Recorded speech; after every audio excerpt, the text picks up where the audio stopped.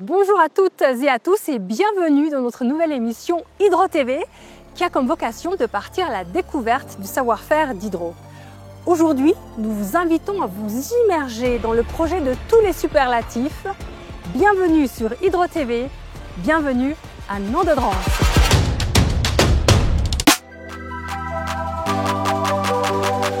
Alain Sautier, bonjour. Bonjour Carole. Vous êtes le directeur de Nandedrans et aujourd'hui vous nous accueillez dans un cadre idyllique entre le vieux Émosson et le barrage d'Émosson. On parle toujours de Nandedrans, on la compare à une batterie, donc c'est ce que vous venez nous expliquer. C'est simplement une gigantesque batterie qui fonctionne avec de l'eau. La quantité d'énergie qu'on peut stocker ici dans ce barrage correspond à la capacité de 400 000 batteries de voitures électriques. Autrement dit, elle peut stocker 20 millions de kilowattheures qu'elle peut restituer sur le réseau électrique en une vingtaine d'heures, ce qui fait de Nandedrans l'une des centrales de pompage-turbinage les plus puissantes d'Europe. Nicolas Chérix, on se trouve ici dans la caverne des machines au cœur de la montagne. Alors si on a besoin d'énergie sur le réseau, on va turbiner, donc on va fournir de l'énergie. S'il y a trop d'énergie sur le réseau, on va pouvoir la soutirer, donc pomper. C'est le centre de contrôle géré par Alpic à Lausanne qui réévalue tous les quarts d'heure s'il faut pomper ou turbiner. C'est lui qui suit le cours du marché. L'une des particularités de Nandedrans, c'est que chacun des 6 groupes peut passer de turbinage à pleine puissance au pompage à pleine puissance en l'espace de 5 minutes. On l'aura compris, pour Hydro, le mot d'ordre, c'est la disponibilité des machines. Notre travail consiste à entretenir l'aménagement pour qu'il puisse avoir le meilleur rendement possible. Revenons-en à nos barrages. Pourquoi avoir choisi ce site pour cette installation? Alors c'est un site effectivement qui était idéal pour ça parce que les 2 barrages étaient existants. On a simplement agrandi le réservoir supérieur, sinon tout le reste de l'aménagement est invisible. Donc vraiment un site idéal avec peu d'impact sur la nature. Et je vous suggère de nous immerger au cœur de la montagne et d'aller découvrir tous ces métiers, toutes ces compétences qui prennent vraiment soin des 6 groupes.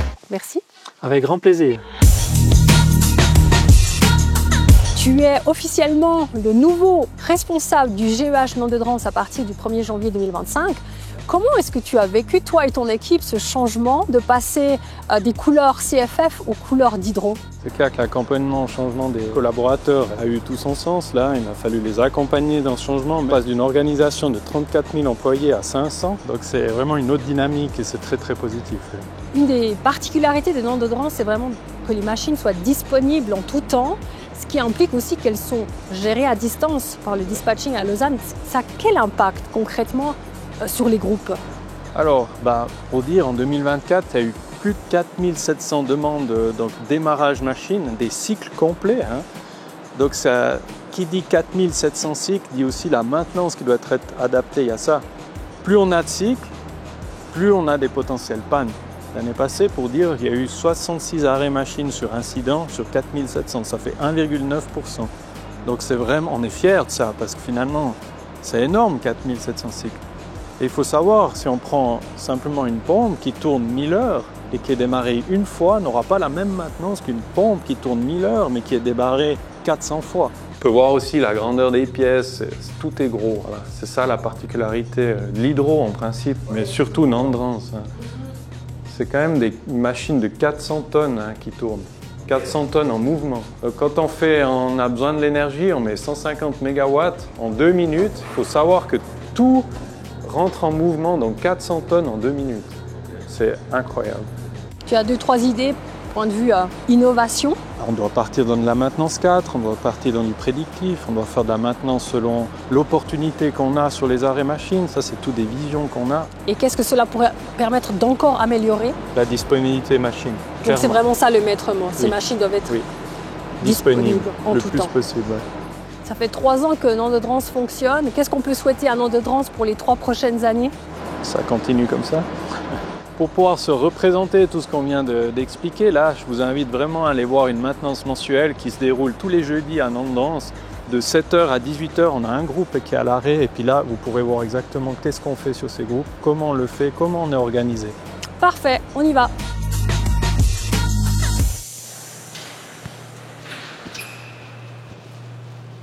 Salut Carole. Salut Mike. Bienvenue à Nandedrans. Merci de nous accueillir. Avec plaisir. Alors, dis-nous, qu'est-ce que tu as mis au programme aujourd'hui? Alors aujourd'hui, on va procéder à la maintenance mensuelle du groupe 3. Donc je te propose de nous suivre dans cette journée. Extra, partons à la découverte. C'est parti. Mike, on se trouve ici dans la salle de commande, donc où vous gérez finalement les maintenances. Est-ce que tu peux nous expliquer quel est le but d'une maintenance mensuelle? C'est de nous permettre d'accéder à certains locaux et à certains éléments de la machine qui sont inaccessibles lorsque le groupe est en fonction, en production. Il y a toute une certaine partie de la planification qui est effectuée par les responsables. Ensuite, nous faisons une séance de coordination la veille de la maintenance, ce qui nous permet d'attribuer les différentes tâches à nos collègues. C'est juste pour vous informer qu'on va prendre le groupe numéro 3 en local pour qu'on puisse commencer les consignations et effectuer notre maintenance mensuelle. Ensuite, on va procéder à la consignation du groupe.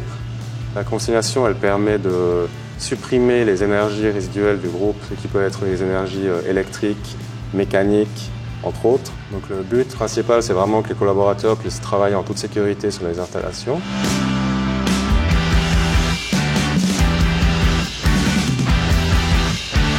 Alors maintenant, comme tu as pu le constater, les consignations sont terminées et maintenant on peut débuter les travaux de maintenance. Donc là, le collaborateur il va rentrer à l'intérieur, faire une inspection visuelle des bas collectrices. On va procéder aussi également à un nettoyage parce que les charbons produisent une poussière. Une fine couche. Alors là, on va accéder à un autre local aussi qui est normalement fermé pendant l'exploitation, dû principalement au risque électrique et également parce que c'est un local qui est sous l'extinction de gaz. Donc ici, on peut voir la partie du stator. Et principalement, on va faire des inspections visuelles parce qu'ici, on a du refroidissement avec de l'eau. Donc contrôler qu'il n'y ait pas de fuite d'eau. On a également aussi un palier qui est juste sous le rotor, le palier combiné. Et à l'intérieur de ce palier, il y a de l'huile. Donc on va contrôler toutes les conduites d'huile, tous les raccords pour voir qu'il n'y ait pas de fuite d'huile. On profite de ces maintenances mensuelles pour pouvoir faire des réparations correctives. Et on a eu certaines fois ce capteur de débit sur la réfrigération secondaire qui nous embêtait, dans le sens qu'il nous émettait des alarmes, mais des fausses alarmes. Donc on profite de cet arrêt pour pouvoir le remplacer avec un capteur neuf.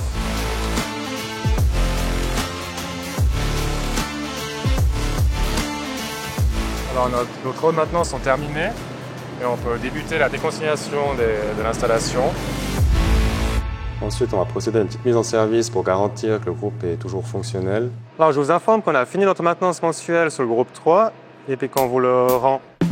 Parfait, merci de nous avoir expliqué toutes ces étapes.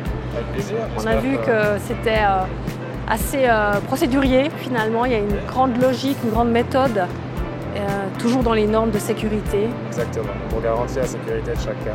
Et là c'est reparti pour un tour. Exact. Merci Mike. Moi, ce que j'aime dire aux jeunes aujourd'hui, c'est venez travailler dans l'hydraulique. Un aménagement tel que le Nant de Drance, on l'a aussi construit pour les générations futures. Ce qu'on veut ici, c'est vraiment capitaliser le savoir-faire et on a une grosse attente vis-à-vis d'hydroexploitation, justement, exploitation locale et support technique aussi, bien évidemment. Avec grand plaisir. Nous espérons que notre reportage dans les entrailles de Nant de Drance vous aura plu. Rendez-vous pour une prochaine émission Hydro TV au cœur de notre savoir-faire. Dans le cadre de notre première émission Hydro TV, nous vous lançons un petit défi. À votre avis, combien y a-t-il de clés et de cadenas? Vous en avez un petit panel derrière moi dans toute l'installation, dans toute la centrale de Nant de Drance.